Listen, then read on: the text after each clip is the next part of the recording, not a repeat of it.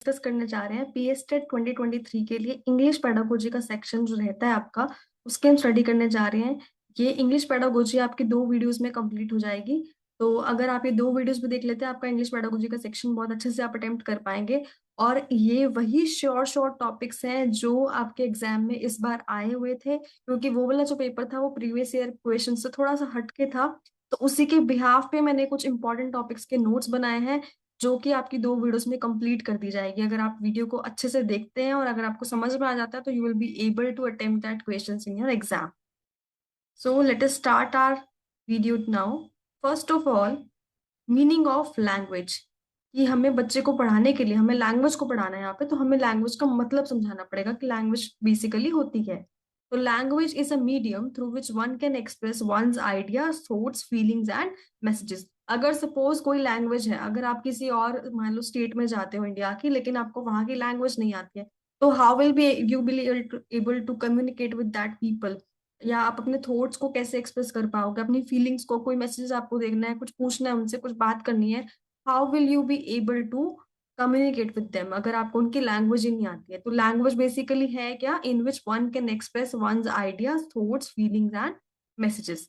तो teach language, language को पढ़ाने के लिए क्या क्या बातें हमको ध्यान में रखनी चाहिए? सबसे पहले तो लैंग्वेज को पढ़ाना थोड़ा सा डिफिकल्ट टास्क होता है, because it basically conditions by the nature of the subject. Third point जो यहाँ पे इंपॉर्टेंट है लैंग्वेज के लिए, the primary function of the language is communication, self expression and thinking. कि जो थॉट्स आपके माइंड में आया उनको एक्सप्रेस करना, सेल्फ एक्सप्रेशन देना कि आप क्या सोचते हो, कम्युनिकेट करना किसी से, ये प्राइमरी फंक्शन होता है लैंग्वेज का। लैंग्वेज बेसिकली है क्या? Social act. जहाँ हमें 4 लोगों के बीच में खड़े होकर बात करनी होती है, तो वो एक सोशल एक्ट बन जाता है। A means of adjustment to control over the people. How you can control over the people, how you can communicate with them. That will language help you. Method using in language teaching. Language को पढ़ाने के लिए हमें कौन कौन से method use करने हैं? जो हमारे आजकल के स्कूल्स में जो लैंग्वेज यूज किए जाते, जो मेथड्स यूज किए जाते हैं, वो है ग्रामर मेथड।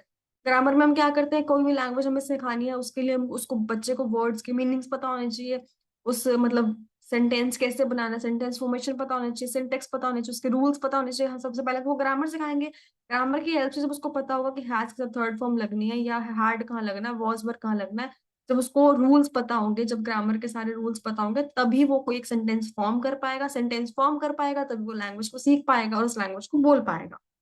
तो ग्रामर मेथड हम यूज करते हैं। बेसिकली तो डिडक्टिव मेथड है। होना क्या चाहिए? होना इंडक्टिव मेथड चाहिए, बट हम यहाँ क्या पढ़ते हैं? डिडक्टिव मेथड पढ़ते हैं। It is use where the necessity of learning a second language other than the mother language is felt. ये हम ग्रामर मेथड वहां यूज करते हैं कि मदर टंग तो बच्चा नेचुरली एक्वायर कर लेता है, अपने घर से वो सीख कर आता है, बट वो स्कूल में आ रहा है, उसको ग्रामर सिखा रहे हैं, तो सेकेंड लैंग्वेज जो है, मदर टंग के अलावा जो लैंग्वेज हमको सिखानी है बच्चे को, ये ग्रामर मेथड वहां यूज किया जाता है। It is also known as classical method. इसको हम क्लासिकल मेथड भी कहते हैं। इसको बेसिकली इस लैंग्वेज को सिखाया कैसे जाता है? मदर टंग की हेल्प से। कि जो भी चीज वो पढ़ना चाहता है उसको हम मदर टंग में ट्रांसलेट करेंगे, देन ही और she will be able to understand that particular language. इस मेथड में क्या होता है? Basically meaning of English words, phrases and sentences is taught through word for word translation into mother tongue. हम उस जो लैंग्वेज हम सिखा रहे हैं बच्चे को, उसको हम उसकी मदर टंग में सिखाएंगे। सपोज पंजाब में हमें बच्चों को इंग्लिश सिखानी है, तो इंग्लिश को हम पंजाबी में ट्रांसलेट करेंगे, बिकॉज बच्चों की मदर टंग क्या है वहाँ पे? पंजाबी। हम उसको इंग्लिश को ट्रांसलेट करेंगे पंजाबी में, तब वो जाके उसको समझ पाएंगे कि ये इंग्लिश लैंग्वेज मतलब ये इस वर्ड का मीनिंग पंजाबी में ये होता है। जब उस मदर टंग से रिलेट करेंगे उस लैंग्वेज को, तो वो जल्दी सीख जाएंगे। It is based on 2 principles. किस प्रिंसिपल्स पे है? तो foreign language can be easily explain through translation, translation के थ्रू सिखाई जाती है। और जो ग्रामर होती है उस लैंग्वेज का सोल होती है। ग्रामर भी सिखानी है हमने बच्चों को with mother tongue. Text book occupy an essential place in this method. क्योंकि हम ग्रामर मेथड सिखा रहे हैं, तो एक हमने पर्टिकुलर चीज पढ़ाई, प्रेपोजिशंस पढ़ाई, फिर हम उसकी एक्सरसाइज कराने के लिए बच्चों को टेक्स्ट बुक चाहिए होगी। Grammar is told by deductive method. ये क्वेश्चन पेपर में आया हुआ था कि ग्रामर जो है कैसे सिखाई जाती है। 4 ऑप्शन है। डिडक्टिव मेथड से सिखाई जाती है, इंडक्टिव से सिखाई जाती है, और 2 ऑप्शन और थे। तो ग्रामर जो है डिडक्टिव मेथड से सिखाई जाती है, जिसमें हम बच्चे को रूल्स पहले पढ़ाते हैं ग्रामर के, बाद में उसकी प्रैक्टिस करवाते हैं यूजिंग एग्जाम्पल्स। नेक्स्ट टॉपिक जो है हमारे पास वो है लैंग्वेज एक्विजिशन। लैंग्वेज एक्विजिशन और लैंग्वेज लर्निंग में एक बहुत बड़ा डिफरेंस है। लैंग्वेज एक्वायर जो करता है बच्चा, वो नेचुरली करता है। बिना अपने कॉन्शियस एफर्ट से करता है, बिना अटेंशन के करता है, नेचुरली वो ग्रैब कर लेता है। उसमें फ्लेक्सिबिलिटी होती है, कोई स्ट्रेस नहीं होता है, कोई पर्टिकुलर टाइम पीरियड नहीं होता है, कोई प्रैक्टिस नहीं करनी होती। वो नेचुरली घर में जो लैंग्वेज यूज की जाती है वो बच्चा नेचुरली एक्वायर कर लेता है। पहले पहले कुछ वर्ड्स बोलना सीखेगा, फिर सेंटेंस बोलना सीखेगा, फिर बात करना सीख जाएगा। बट लैंग्वेज एक्विजिशन में नेचुरली सीखा जाता है। Language acquisition is a process through which learners understand and comprehend the language, they acquire the ability to understand the words, produce meaning out of it and frame sentences to communicate. यही इसमें लिखा है जो मैंने अभी समझा आपको। Language acquisition एक ऐसा प्रोसेस है जिसमें बच्चा नेचुरली सीख जाता है कि धीरे धीरे पहले वो लर्नर्स को अंडरस्टैंड करते हैं हम उसको, फिर उसको कॉम्प्रिहेंड करते हैं लैंग्वेज को, फिर वो बच्चा वर्ड्स बोलना सीख जाता है, वर्ड्स को प्रोड्यूस करके, उसके मीनिंग्स को प्रोड्यूस करके वो सेंटेंस बनाना सीख जाता है, एंड देन ही और she will be able to communicate. Learning of language requires the understanding of vocabulary, syntax, phonology, morphology and semantics। उसके मतलब पता होना चाहिए, उसका सिंटेक्स पता होना चाहिए, vocabulary पता होना चाहिए, साउंड्स पता होना चाहिए। तो ये सब आता है लर्निंग में। लेकिन एक्विजिशन में क्या आता है कि बच्चा नेचुरली सीख रहा है, जैसे कोई भी उसको किसी को भी बोलते हुए देख रहे हैं वो वैसे ही साउंड यूज करेगा, वैसे ही vocabulary यूज करेगा, वैसे ही मीनिंग्स यूज करेगा। स्टीफन क्रेशन एक थ्योरिस्ट थे जिन्होंने इंग्लिश के बारे में, लर्निंग एक्विजिशन के बारे में बताया था। तो क्या बोलते हैं, subconscious process of picking up a language through exposure, there are various theories of learning acquisition. Basically कहना क्या चाहते हैं कि सबकॉन्शियस प्रोसेस जो है लाइक लैंग्वेज को पिक करने का, मतलब बिना किसी अटेंशन दिए, बिना कॉन्शियस अटेंशन दिए जो नेचुरली एक्वायर कर रहा है बच्चा, वो जो है लैंग्वेज एक्विजिशन होती है, ये स्टीफन क्रेशन के अकॉर्डिंग। नेक्स्ट थ्योरी है हमारे पास कॉग्निटिव थ्योरी। कॉग्निटिव थ्योरी में क्या होता है, learning is a meaningful process of relating new events to the already existing ones. It includes the procedure of selecting the most appropriate grammar rules for the language usage. कि जो भी language को use करनी है, जिस तरीके से भी यूज करनी है, उसके लिए वो पर्टिकुलर ग्रामर के रूल्स याद करके रखेगा और उस नए इवेंट्स को अपने एग्जिस्टिंग इवेंट से रिलेट करके सीखेगा। उसको बोलते हैं cognitive theory. Language learners pay attention to any aspect of the language that they are attempting to understand and produce। जिस भी एस्पेक्ट ऑफ लैंग्वेज को वो समझना चाहते हैं या फिर प्रोड्यूस करना चाहते हैं, वो उसी को अटेंशन पे करें। नेक्स्ट है हमारे पास discourse theory. Discourse theory, language development of a learner should be viewed based on how the teacher discovers the meaning of a language through communication। Language development एक बच्चे की हम बड़ी आसानी से देख सकते हैं। कैसे देख सकते हैं कि बच्चा जो है टीचर के पढ़ाए मेथड के अकॉर्डिंग, बच्चा जो है उसके मीनिंग को कैसे डिस्कवर कर रहा है कम्युनिकेशन के थ्रू। जब वो किसी से बात कर रहा है तब हमें समझ में आ जाएगा, या इंग्लिश का जो टीचर है वो अपना एक जजमेंट ले सकते हैं कि बच्चा किस लेवल तक समझ पाया है, किस लेवल तक इसको सेंटेंस बनाने आ रहे हैं, या किस लेवल तक ये किसी भी सेंटेंस का मीनिंग बनाना सीख रहा है, मीनिंग जो उसको पता है। Children should be encouraged to deal with accomplishing action so that it will help children acquire language। कि बच्चों को encourage किया जाना चाहिए कि एक particular actions के लिए, so that ये उनको language को acquire करने में, language को learn करने में help कर सके। Communicative language teaching should be done in which students are expected to learn by doing। कि हमें सिर्फ ये नहीं करना कि हमने बच्चे को रूल सिखा दिए, ग्रामर के रूल सिखा दिए और उनकी प्रैक्टिस करवा दी, 4-5 सेंटेंसेस देके बच्चों से गैप फिलिंग करा रही, एरर्स निकलवा लिया। This is not enough. हमें बच्चों से कम्युनिकेशन कराने ताकि वो करके सीख सके, बोल के सीख सके, कि बच्चों से कम्युनिकेट करें हम ताकि वो उस लैंग्वेज को जल्दी एक्वायर कर सके। Next is Chomsky's universal grammar theory. Noam Chomsky भी एक थ्योरिस्ट थे इंग्लिश की जिन्होंने पेडागोजी के लिए कुछ थ्योरीज दी हैं। It states that language makes use of structure dependent operation. Structure dependent operation यानी कि रूल्स ऑफ ग्रामर।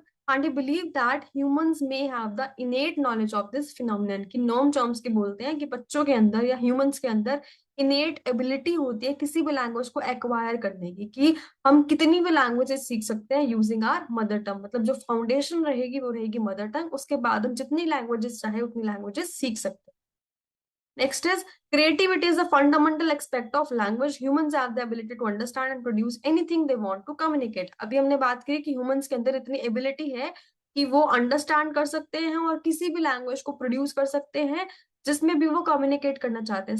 सपोज मैं यूरोप में चली जाती हूँ तो मुझे वहां की लैंग्वेज सीखनी है, तो मैं उसको अपनी मदर टंग से रिलेट करके सीखूंगी, या जो 2-3 लैंग्वेजेस मुझे आती हैं उनसे ट्रांसलेट करके सीखूंगी। तो क्रिएटिविटी जो है एक फंडामेंटल एस्पेक्ट है लैंग्वेज का। A child has access to a language acquisition device that maps experience to steady state।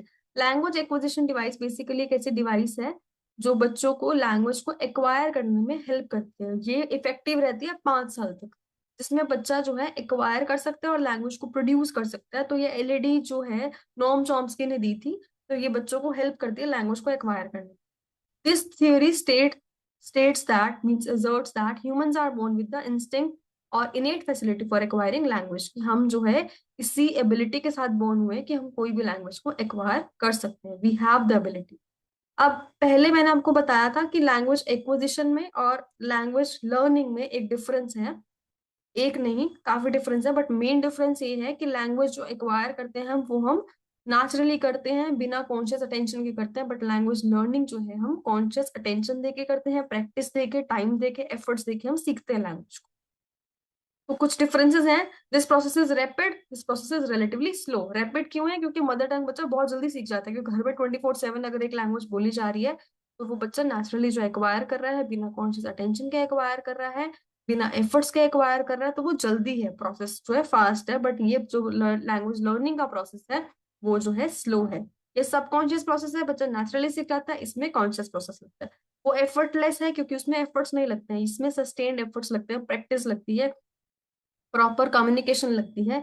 Abundant exposure to language, बहुत मतलब एक वास्ट एक्सपोजर होता है लैंग्वेज से, इसमें हमारे पास लिमिटेड एक्सपोजर होता है। इसमें एंजाइटी फ्री होता है, उसमें स्ट्रेस लेने की जरूरत नहीं पड़ती, इसमें वो स्ट्रेस लेके पढ़ते हैं, प्रैक्टिस करनी पड़ती है, उसको टाइम देना पड़ता है। रफली ट्यून इनपुट, कैसा भी इनपुट आ रहा है वो लैंग्वेज को एक्वायर कर रहा है, बट यहाँ पे फाइनली ट्यून इनपुट देना है, क्योंकि हमको बस पर्टिकुलर लैंग्वेज को एक्वायर करना है। Next is teaching learning materials, हमें कैसे यूज करनी चाहिए to teach a language. It not only help students to enhance their learning but also make their learning permanent. Means हम अच्छे टीचिंग एड्स अगर क्लास में लेके जा रहे हैं, अगर हम अच्छे teaching aids, visual aids, audio aids अगर हम यूज कर रहे हैं क्लास में, तो it will not only enhance their learning बल्कि उनकी लर्निंग को परमानेंट भी बनाएगा। मतलब एक चीज अगर आज अगर आपने एक अच्छा सा टीचिंग एड लेके सिखा दी तो उनकी लर्निंग भी इफेक्टिव होगी, उनकी लर्निंग परमानेंट बनेगी। एक चीज उन्होंने अगर याद कर ली तो it will retain in their mind forever. Before selecting the teacher, teacher को क्या क्या याद करना चाहिए, कि उसका प्रैक्टिकल यूज अच्छे से याद कर लेना चाहिए, कि जो उसका पढ़ाने का पर्पस है, क्या उसका ऑब्जेक्टिव जो है वो अचीव होगा या नहीं होगा। ये जो टीचिंग एड्स हैं वो स्टूडेंट को ध्यान में रखते हुए ये हमें लेने हैं, अपने कन्वीनियंस के हिसाब से नहीं लेने कि ये मेरे लिए कन्वीनियंट है, ये मुझे इजीली मिल जाएगा, इसको मैं ले जाती हूँ क्लास में। स्टूडेंट ओरिएंटेड, यानी कि बच्चे को जो हमें सिखाना है उसका पर्पस पूरा होना चाहिए using that particular teaching add. Teaching add simple होने चाहिए और क्लासरूम की सिचुएशन के अकॉर्डिंग एडजस्ट करे जाने चाहिए। सपोज एक चार्ट ले गए, आप चार्ट को दिखा दिया आपने, आपने प्रेपोजिशन पढ़ा दिया, आपने आर्टिकल्स पढ़ाने हैं, तो आप उस पे एक क्रिएटिविटी आपने दिखाई थोड़ी सी, ताकि बच्चों के माइंड में वो उसकी जो इमेज है वो रिटेन रह सके। और it will make the lessons enjoyable and interesting for the students, बच्चे इसको अच्छे से एंजॉय करेंगे, थोड़ा इंटरेस्ट लेके पढ़ेंगे। अदरवाइज अगर हम ये टीचिंग एड यूज नहीं करेंगे, सिर्फ हम ब्लैक बोर्ड पे लिखते ही रहेंगे, तो it will make the class boring. Teaching ads make every student an active participant in the classroom, की जो भी टीचर टीचिंग एड लेकर आई है उसकी हेल्प से अगर वो बच्चों को पढ़ा रही है तो each and every student will actively participate in the classroom.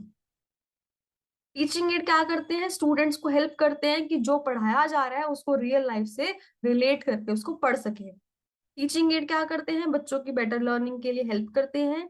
And it will make the perception of the student, it will develop the perception of the students towards the content, कि जो भी कंटेंट, जो भी topic class में पढ़ाया जा रहा है उसके लिए बच्चे का जो परसेप्शन है वो डेवलप हो जाएगा using a particular teaching add. अगर हम सिर्फ कम्युनिकेट करके, अगर सिर्फ बोल के या ब्लैक बोर्ड पे लिख के हम बच्चों को समझा रहे हैं, तो it will not develop the creativity, it will not enhance the learning. तो लर्निंग को इफेक्टिव बनाने के लिए कुछ अच्छे टीचिंग एड्स हमें यूज करने चाहिए। Types of teaching learning materials, अब बात आती है कि कौन कौन से टीचिंग लर्निंग मटेरियल्स हम यूज कर सकते हैं। एग्जाम में ऐसा क्वेश्चन भी आ सकता है कि क्लास में इस टाइप का बच्चा आपके पास वीक स्टूडेंट है, उसकी ये उसकी वीकनेसेस है, उसको कवर करने के लिए आप कैसा टीचिंग एड यूज करोगे। तो ये कुछ टीचिंग एड्स है 3 टाइप्स के। ऑडियो एड्स होते हैं, विजुअल एड्स होते हैं और ऑडियो विजुअल एड्स होते हैं। ऑडियो एड्स तो नाम से पता चल रहा है कि जो आपके senses, audio aids, visual aids and audio visual aids. Audio aids वो जो आपके हियरिंग में यूज होते हैं। विजुअल एड्स जो आप देख पाते हो। ऑडियो विजुअल जो मतलब आप देख भी पा रहे हो और सुन भी पा रहे हो। ऑडियो एड्स कौन से हैं? The aids that facilitate learning by the using the sense of hearing, जैसे कि radio, tape recorder, audio cassette player, linguaphone, ये सब आप यूज कर सकते हो as audio aids, but audio aids जो है स्कूल्स में बहुत कम यूज होते हैं, विजुअल एड्स और ऑडियो विजुअल एड्स ज्यादा यूज होते हैं। विजुअल एड्स वो जिसमें आपके विजुअल ऑर्गन्स का जो आप देख पा रहे हो वो एड्स यूज हो रहे हैं। और इसमें क्या होता है, अगर हम विजुअल एड्स यूज कर रहे हैं तो हमारा जो ऑब्जेक्टिव होता है कोग्निटिव का, अफेक्टिव का और साइकोमोटर का, ये सब तीनों चीजें जो है डेवलप हो जाती हैं विजुअल एड्स के थ्रू।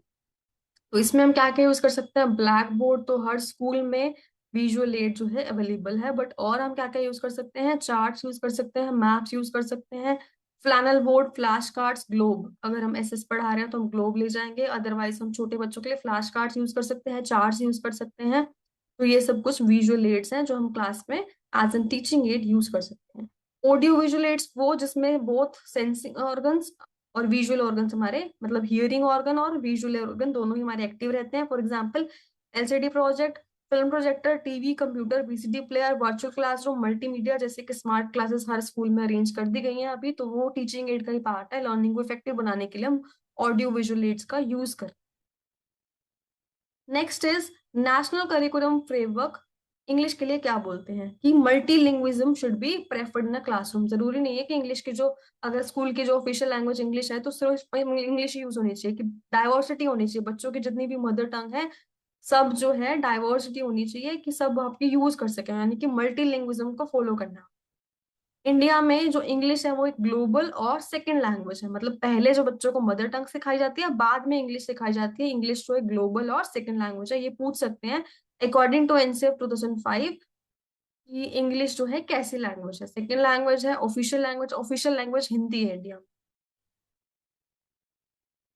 उसके बाद है लैंग्वेज स्किल्स। चार टाइप की लैंग्वेज स्किल्स होती है, इसको हम LSRW से याद कर सकते हैं, जो इसके निमोनिक्स से याद कर सकते हैं, LSR और W। L mean listening, S mean speaking, R mean reading और W मीन राइटिंग। तो ये चार इसी ऑर्डर में याद करनी है, आगे पीछे नहीं कर सकते। LSRW जो प्राइमरी स्किल्स हैं जो सबसे पहले डेवलप होती हैं वो होती है लिसनिंग और स्पीकिंग, कि पहले बच्चा सुनता है फिर बोलना सीखता है, बाद में वो स्पीकिंग और राइटिंग सीखता है। तो ये री इन्फोर्समेंट स्किल्स हैं, आप सेकेंडरी स्किल्स भी कह सकते हो।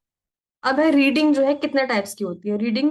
बेसिकली अभी यहाँ पे इसमें हम चार टाइप की पढ़ रहे हैं, इंटेंसिव रीडिंग, एक्सटेंसिव रीडिंग,